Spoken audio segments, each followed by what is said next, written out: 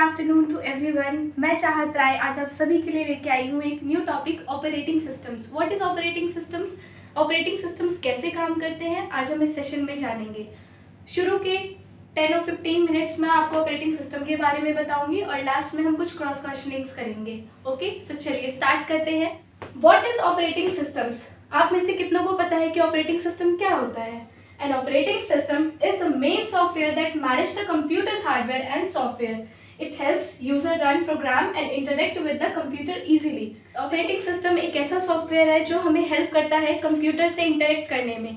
जैसे अगर हम कुछ बात कर रहे हैं जो हमारी लैंग्वेज है वो कंप्यूटर नहीं समझ सकता, कंप्यूटर की लैंग्वेज हम नहीं समझ। ऑपरेटिंग सिस्टम की हेल्प से हमारी बात होती है, हमारी भाषा होती है, वो कंप्यूटर तक पहुंचाने के लिए हम ऑपरेटिंग सिस्टम्स का यूज़ करते हैं। सो नेक्स्ट है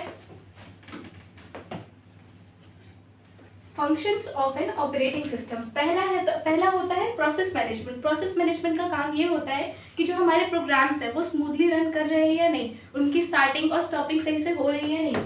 सेकेंड है मेमोरी मैनेजमेंट। देखो हमारे सिस्टम में काफ़ी सारी फाइल्स होती हैं, काफ़ी सारे डॉक्यूमेंट्स होते हैं, तो उनको अपना अपना स्पेस मिलना चाहिए जो कि मिलता है, तो उसी को हम मेमोरी मैनेजमेंट कहते हैं। थर्ड है file system management. The OS helps you save, open and organise files on your computer.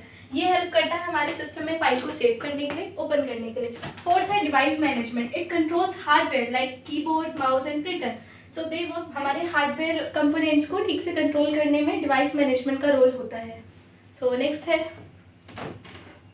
Next है टाइप्स ऑफ ऑपरेटिंग सिस्टम, जिसमें फर्स्ट आता है बैच ओएस। बैच ओएस का मतलब होता है कि जो भी हम काम कर रहे हैं उसका एक समूह। जैसे आपको पता है कि पहले ट्यूशन्स वगैरह जाते हैं हम, तो पहले बोलते हैं 7th का बैच है, फिर 8th का बैच है, फिर 9th का बैच है। जैसे एक बैच फिनिश हुआ उसके बाद ही दूसरा बैच शुरू होगा। अब ऐसा तो नहीं कि एक बैच शुरू है और उसी के साथ हम दूसरा बैच मर्ज कर दें। मतलब बिना किसी इंटरेक्शन के काम करना, जैसे early IBM main frame system use for payroll, जैसे बिलिंग का काम होता है, पेरोल का काम होता है, तो उसमें हम इसका यूज़ करते हैं। नेक्स्ट है single user OS, design for one user at a time. इसमें क्या होता है कि एक टाइम पे एक ही यूजर इसमें काम कर सकता है। इसके एग्जांपल है MS-DOS और Windows 95 जो पहले हुआ करते थे, अब नहीं है। नेक्स्ट है multi user OS, allows multiple users to access the computer at the same time. Examples है इसके यूनिक्स, लिनक्स डिस्ट्रीब्यूशंस, यानी कि एक टाइम पे मल्टीपल यूजर इसमें काम कर सकते हैं। Multitasking operation system, concurrent execution allows multiple task to run at the same time. इसका मतलब है कि जैसे मैं सेल फोन यूज़ कर रही हूँ या लैपटॉप यूज़ कर रही हूँ, मेरे को एक टाइम पे बहुत सारे प्रोग्राम्स को यूज़ करना है, लाइक म्यूजिक भी सुनना है, MS वर्ड भी यूज़ करना है, फोटोशॉप भी यूज़ करना है, कैलकुलेटर भी यूज़ करना है, तो इसको बोलते हैं मल्टीटास्किंग ऑपरेटिंग सिस्टम, जिसमें हम एक टाइम पे बहुत सारे प्रोग्राम्स को यूज़ कर सकते हैं, एक टाइम पे बहुत सारे टास्क को यूज़ कर सकते हैं। जिसके एग्जाम्पल्स हैं Windows and Mac OS. Mac OS का मतलब होता है जो हमारे जो एप्पल के लैपटॉप्स होते हैं उसमें यूज़ होता है ये। नेक्स्ट है task switching, rapidly switches between task. मतलब हम कभी भी एक टास्क से दूसरे टास्क पे जा सकते हैं, एक प्रोग्राम से दूसरे प्रोग्राम पे इजीली जंप कर सकते हैं। नेक्स्ट है टाइम शेयरिंग ऑपरेटिंग सिस्टम। ये हमारे काम को टाइम के अकॉर्डिंग डिवाइड कर देता है, जिससे हम अपने काम को टाइमली फिनिश करते हैं। मतलब इस पर फिक्स होता है कि हाँ ये काम इतने टाइम में फिनिश हो जाना चाहिए। फर्स्ट है CPU sharing, shares the computers time with multiple users. मतलब मल्टीपल यूजर्स के साथ अपने काम को शेयर कर देना, ताकि वो उतने टाइम में ही, मतलब जो उनका टाइम फिक्स है, जैसे कि इसके नाम से पता लग रहा है कि टाइम को शेयर करता है कि हाँ इतने टाइम में ये काम हमें फिनिश करना है। नेक्स्ट है क्विक रिस्पॉन्स, जल्दी से रिस्पॉन्स करना। और थर्ड है cost effective, lowers expenses by allowing multiple users to use the same hardware efficiency.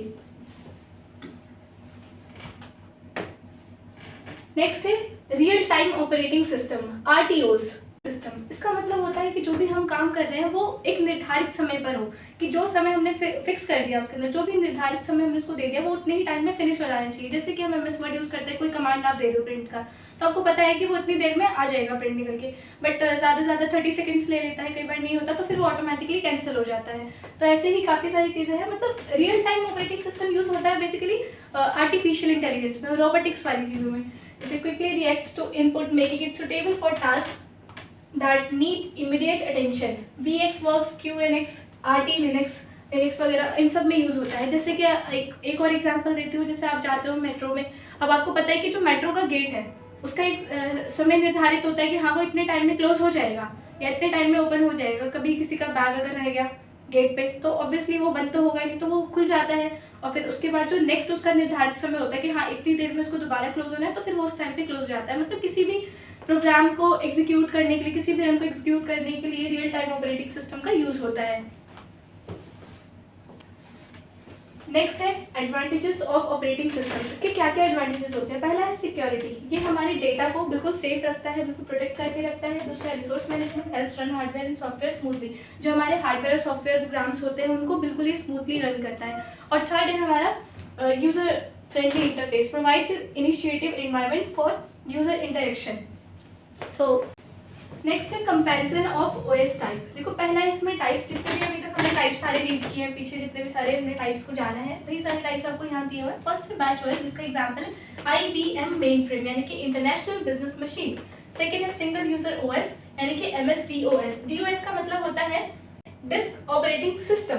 Third है मल्टी यूजर ओएस, इसके अंदर जो एग्जाम्पल आता है वो है लिनक्स। फोर्थ है मल्टीटास्किंग ओएस, जिसके अंदर आता है Windows. Time sharing OS Unix. Real time OS RT Linux यानी कि रियल टाइम लिनक्स।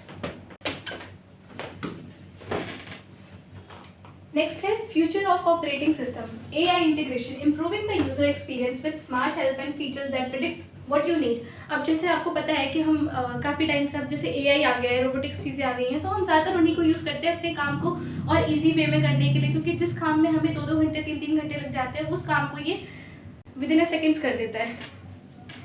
नेक्स्ट है cloud based OS, moving to cloud based system so your device work together smoothly. इसकी help से हम अपने जो काम है उनको स्मूथली कर सकते हैं, जितने भी हमारे वर्क है। नेक्स्ट है IoT optimisation, internet of things. Next है, अब जैसा कि मैंने आपको स्टार्टिंग में कहा था कि लास्ट में मैं कुछ आपसे क्रॉस क्वेश्चनिंग्स करूंगी, तो अभी तक हमने जितना भी रीड किया स्टार्टिंग टू एंड, तो ये सारे क्वेश्चंस हैं उसके अकॉर्डिंग। तो आप इनके आंसर्स मेरे को कमेंट में बताना है कि इसका आंसर क्या है। Which OS allows multiple users to access the computer at the same time? First है single user OS, multi user OS, batch OS, real time OS। इसका आंसर आपको मुझे कमेंट में बताना है। सेकेंड है which of the following is a real time OS? Windows, VxWorks, Linux, MS-DOS।